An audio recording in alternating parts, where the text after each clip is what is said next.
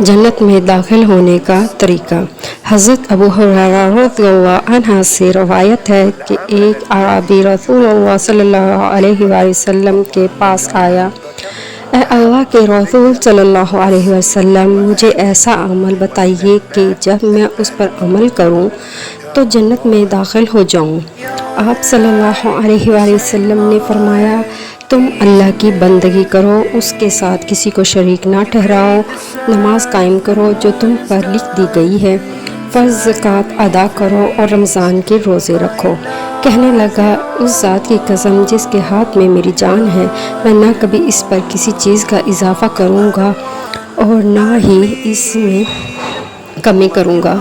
जब वो वापस जाने लगा तो नबी अकरम सल्लल्लाहु अलैहि वसल्लम ने फरमाया, जैसे इस बात से खुशी हो कि वो एक जन्नती आदमी देखे तो वो इसे देख ले। सही मुस्लिम 107।